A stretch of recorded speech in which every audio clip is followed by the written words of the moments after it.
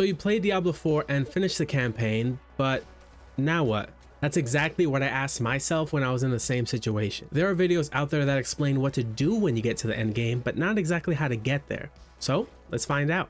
If you're already level 50, you can skip this part, but if not, the first thing we'll need to do is gain some levels, which is pretty easy to do by completing tasks using the Tree of Whispers. The Tree of Whispers basically marks timed tasks on your world map that you can complete to reward you with grim favors. Different tasks will offer more or less grim favors, so keep an eye out for which tasks you would rather prefer to do. Once you have a total of 10 grim favors, you can head back to the Tree of Whispers and get yourself some nice loot and a chunk of experience. Since getting experience and gear right now is a top priority, the Tree of Whispers is basically hitting two birds with one stone. At this point, you won't be getting any nightmare sigils for access to nightmare dungeons, but we will come back to that later in the video. Also, be aware that some Tree of Whispers task areas are pretty high level, so make sure to double check before using that waypoint. Once you feel like you're ready, it's time to upgrade your world tier to tier 3. To unlock tier 3, you'll need to complete the capstone dungeon. I highly recommend trying this at level 50 or just a few levels below level 50. I don't want to spoil it, but this isn't like a normal dungeon that you're probably familiar with.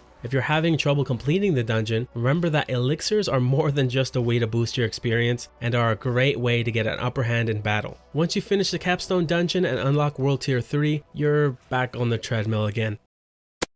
Head back to the Tree of Whispers because now you can finally get yourself a nightmare sigil from the reward chests. While completing Tree of Whisper tasks to grab your first nightmare sigil, be on the lookout for Helltides, which are the best way to get gear. Helltides corrupt a portion of the world map and you basically just endlessly farm monsters and do events for cinders. Once you have a decent amount of cinders, you can use these cinders to open specific chests that spawn around the Helltide area. Helltides are amazing for targeting specific items. Need a new pair of boots? Open up the specific boots reward chest and you're good to go. And if you're lucky, a Helltide location will be right beside some Tree of Whisper tasks. Just be aware that Helltides are on a 1-hour timer with an hour break in between each Helltide spawn, so make sure to always check your map. From here on out, you're basically doing Tree of Whisper tasks, hoping to get a nightmare sigil while doing Helltides as soon as they are active. Once you get yourself a nightmare sigil, however, you can start doing nightmare dungeons, which will essentially give you a now endless supply of nightmare sigils. Nightmare dungeons have different affixes tied to them, and while most affixes will make the dungeon harder, sometimes you'll actually have an affix that benefits your character. Nightmare dungeons will now be your primary way of getting gear, while Helltides can be used to target specific gear slot upgrades. And last but not least, we still have to talk about world bosses. While they don't offer a huge amount of gearing options since you can only do world bosses once a week, I still wanted to give them a mention simply because for about 10 or 15 minutes of your time, you are guaranteed at least 2 legendaries. All of this is quite a bit of information, I know,